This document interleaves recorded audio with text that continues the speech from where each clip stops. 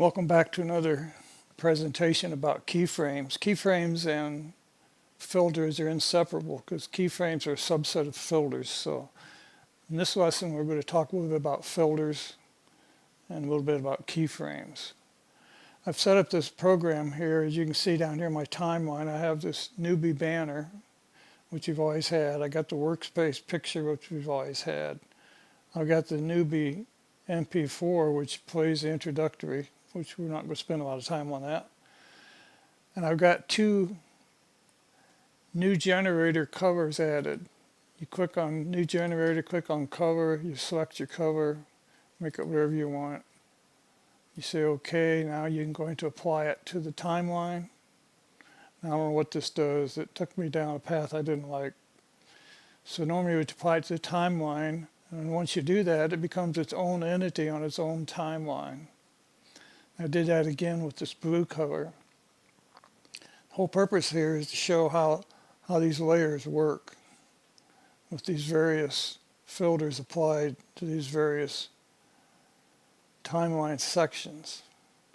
I said in previous videos that if you provided an opacity filter, that was for the entire timeline. Well, that's just not true. The opacity filter only applies to the video that's been selected to use the opacity filter. So I want to clarify that up front. So I got a little marker here to play a short section of this over and over so you can watch what's happening. The way you create that, you just create a marker like you normally do by clicking here. Then you put your mouse on that marker and hold the control key and drag it to set a range for that marker. And I've done that. I've set this range here. So we're going to play this over and over. We've got to make sure this is set for a loop on the marker. And I want you to watch some things here. At the beginning of the video, you notice we have the normal band. I've got also got the audio muted, so you have to hear it. We'll turn it on for a second. I figured I don't want to hear that over and over, so I muted that. So it starts out playing the clean welcome banner. Then it goes to this cover on top of the welcome banner. And then we start our workspace. Right here we start our workspace picture with the newbie picture on top of it, pushed down here in the corner. And we have this cover filter affecting everything below it, which is both this and this. Then we have a new cover filter affecting everything below it, which is just this. But this new cover filter, because I can place it, if you notice there's a size and position, I placed it up here and made it smaller. This particular one here, I left it alone. I just put opacity on it so you could see through it. So when you create this cover thing, it gives you a certain length. Now you can stretch this length, make it longer or shorter once it's created, but it creates a specific length. I'm not sure what the numbers are.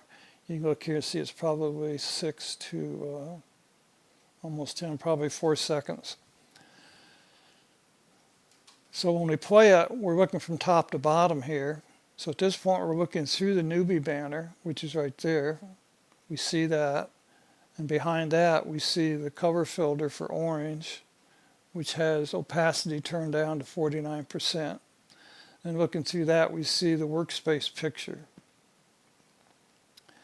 We move a little bit further here. Now, I want you to show that this cover section is before this cover section. At this point, we only see the blue thing up in the corner. It is transparent at this time. If you look at it, you can see through it. When it first came up, it wasn't transparent.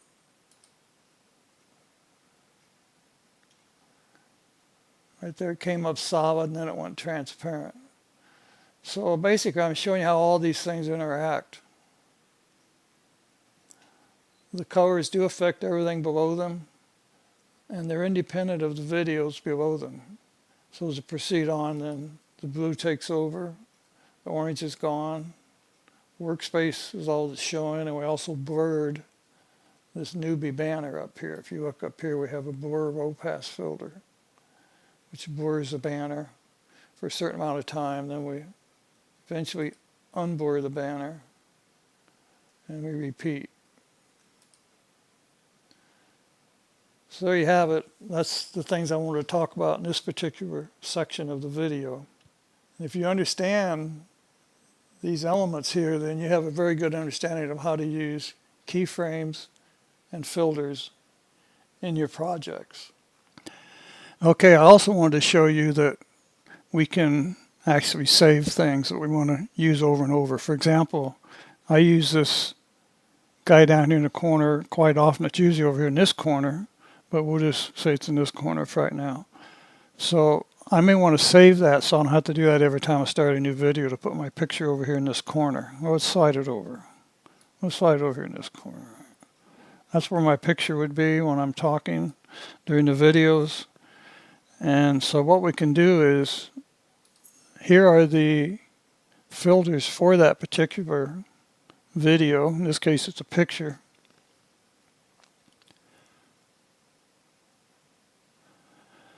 What we can do, we can come down here and we can say we want to copy all. And we'll copy all of them someplace to another video, usually is the case.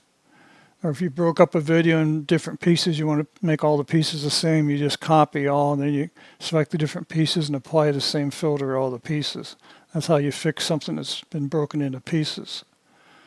In this particular case, I want to save it for future use with other items. So what I do is, this option here says save a filter set. So it says enter a name or leave it blank to put it to clipboard. I'm going to call this temp 2. I already did temp 1 to prove it works. So I put a 1 there like an idiot. Okay, so temp 2, I'm going to save that. Now if I go to another video and I want to bring up something, you notice there's this sets over here. The sets are pre-canned things, and my temp 1 and my temp 2 are right here. So I could bring it up in another video with no problem. I believe that since it's saved, you can probably bring it up in another shortcut session, but I haven't proven that yet. So that's something you can check on your own. So I just want to point out that we have that ability. We can either copy the current or copy the one that's enabled or copy all of them to the clipboard. Then we can later on come back with another video and paste from the clipboard. I'll paste it here. Well, let's do it. We'll copy all. Then we'll come back to clipboard and we'll paste it. So it puts it in wherever else you have your, whatever window you selected at the time. So I'm going to delete these 2 extras. So I'm going to show us how you copy and paste and how you save for long-term reuse of something that you use quite often. Something I also want to show you about Shotcut, it's a little bit startling when you first run into it. If I go up here and I open a file, and the file is from my phone, my cell phone. Let's see, what's the name I'm looking for? Phone Keyframe Workflow 1. If I select that file and I go to open it, I get this convert to edit friendly. I don't know why they want to do this to me. I've been saying no thanks and canceling, and everything works fine. It may be helpful if you have a very slow computer. So I always say cancel, and therefore I never do any of that. So maybe that'll work for you too. What I found is if you don't cancel it, these things end up making huge files that you really don't need, because my editing's always been fine without it. So there's a little niche for you. If you want to use it, fine. If you don't, I always say cancel.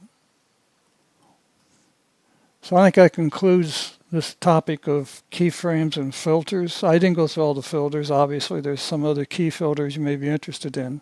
I just want to show you the tools to affect the use of these filters and keyframes. So hopefully this video series has accomplished that.